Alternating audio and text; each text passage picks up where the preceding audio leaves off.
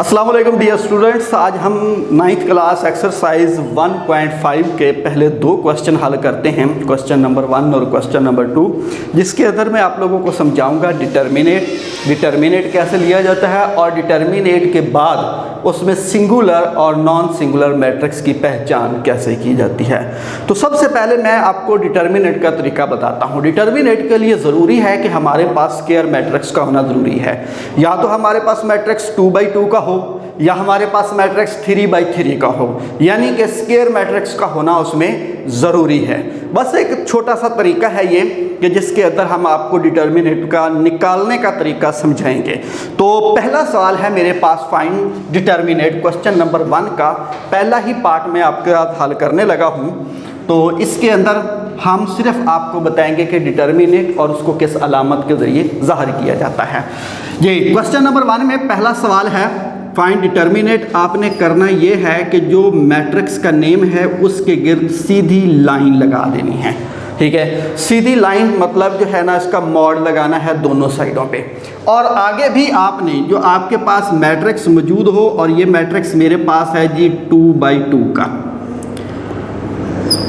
2×0। ठीक है, इस तरीके से आपने इसके गिर्द भी सीधी लाइनें लगा देनी हैं। जो मैट्रिक्स का नेम हो उसके गिर्द भी सीधी लाइन लगा दो, जो मैट्रिक्स हो उसके गिर्द भी ऐसे सीधी लाइनें, और जिनको मॉड कहा जाता है। अब करना आपने ये है अगले स्टेप के अंदर कि इन को आपस में मल्टीप्लाई करना है। डायगोनल और नॉन डायगोनल वैल्यू को आपस में आप मल्टीप्लाई कर लें। मतलब ये है जी आपकी वैल्यू डायगोनल की, इसको आपस में मल्टीप्लाई कर दें, और नॉन डायगोनल वैल्यू को आपस में, और दरमियान में लिख दें जी -1 मल्टीप्लाई 0 ब्रैकेट लगाएं, बीच में -1 मल्टीप्लाई 2, दरमियान में आपने माइनस लगानी है। इसको इससे मल्टीप्लाई कर दें और इसको इससे।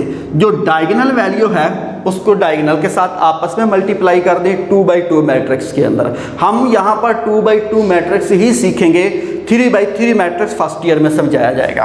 तो ए डिटर्मिनेट इज इक्वल टू -1 को 0 से किया, हमारे पास 0 आ जाएगा, और -2।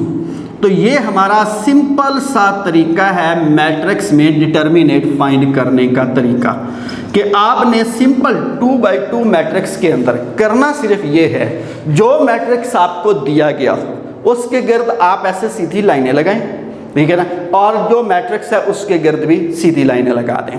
फिर इसको इसके साथ मल्टीप्लाई कर दें, डायगोनल को डायगोनल वैल्यू के साथ मल्टीप्लाई कर दें, नॉन डायगोनल वैल्यू को नॉन डायगोनल वैल्यू के साथ मल्टीप्लाई कर दें। तो उसके बाद जो आपका आंसर आएगा उसको आपने सॉल्व कर लेना है, लेकिन ख्याल ये रखना है कि माइनस बीच में हो।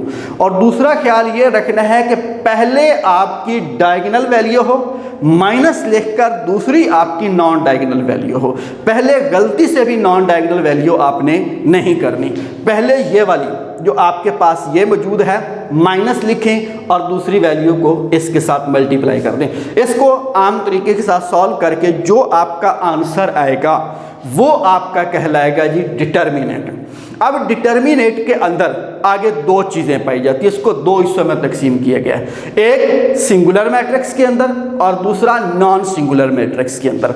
तो सिंगुलर और नॉन सिंगुलर क्वेश्चन नंबर 2 के अंदर आता है, ठीक है ना, जिसमें फिर भी इतना बताना है कि ये मैट्रिक्स सिंगुलर है या नॉन सिंगुलर है। तो इसके लिए मैं एग्जाम्पल के तौर पर ये दो क्वेश्चन हल करूँगा। तो पहले सिंगुलर मैट्रिक्स कौन सा है? सिंगुलर मैट्रिक्स वो मैट्रिक्स है कि अगर डिटर्मिनेट लेने पे हमारा जो आंसर आ जाए वो 0 आ जाए तो सिंगुलर है, अगर हमारा आंसर 0 ना आए तो नॉन सिंगुलर मैट्रिक्स है। जैसा कि मैं क्वेश्चन नंबर 2 में से सिंगुलर और नॉन सिंगुलर की वैल्यू को निकालता हूँ, ऐसे ही आप इसका डिटर्मिनेट निकालेंगे। A determinant is equal to 3, 6, 2, 4। Determinant लिया, डायगोनल को डायगोनल से मल्टीप्लाई किया, 3 × 4, इस वैल्यू को आपस में कर दिया, दरमियान में लिखी -6 × 2। अब मेरे पास जो वैल्यू आ गई है वो है जी 12 -12, दोनों को माइनस किया तो मेरे पास क्या आ जाएगा जी 0। अगर हल करने पे आंसर मेरे पास आ जाता है 0 तो इसके नीचे जस्ट इतना सा लिखना है, इट इज सिंगुलर मैट्रिक्स, बस, ठीक है। और अगर आंसर 0 ना आए तो ये क्या कहलाएगा, नॉन सिंगुलर। जिसकी दूसरी एग्जांपल मैंने यहाँ पर क्वेश्चन नंबर 2 को सॉल्व करता हूँ, इसी का क्वेश्चन नंबर 2 का सेकंड पार्ट।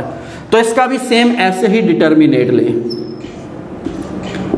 दोनों साइडों पे सीधी लाइनें लगाएं, 3 2, तो मेरे पास क्या आ जाएगा, B determinant is equal to 4 multiply 2 minus 1 multiply 3, तो B determinant is equal to 8 minus 3, B determinant is equal to 5। अब ये 0 को इक्वल नहीं है तो इसका क्या मतलब हुआ कि ये नॉन सिंगुलर मैट्रिक्स है। इसके नीचे हम सिर्फ इतना सा लिखेंगे, it is non singular matrix, ठीक है। मतलब सीधा सा तरीका हमारे पास है कि हमने मैट्रिक्स का डिटर्मिनेट लेना है। डिटर्मिनेट का पहला तरीका मैंने आपको समझाया कि डायगोनल वैल्यू और नॉन डायगोनल वैल्यू को आपस में मल्टीप्लाई करना होता है। पहले डायगोनल को माइनस लेके फिर नॉन डायगोनल को, और उसके बाद उनको माइनस करें, जो आंसर आ गया वो आपका डिटर्मिनेट। फिर डिटर्मिनेट की आगे 2 काइंड आती हैं, 2 काइंड में से एक सिंगुलर है और एक नॉन सिंगुलर है। मैट्रिक्स के अंदर अगर हमारा आंसर आ जाए 0 तो सिंगुलर है, अगर हमारा आंसर 0 ना आए तो ये हमारा क्या कहलाएगा, नॉन सिंगुलर मैट्रिक्स, ठीक है। तो ये हैं हमारे आज के 2 सवाल, 1.5 एक्सरसाइज के पहले 2 सवाल। क्वेश्चन नंबर 3 के साथ मल्टीप्लिकेटिव इनवर्स के साथ नेक्स्ट वीडियो में हाजिर होंगे। तब तक के लिए अल्लाह हाफिज़।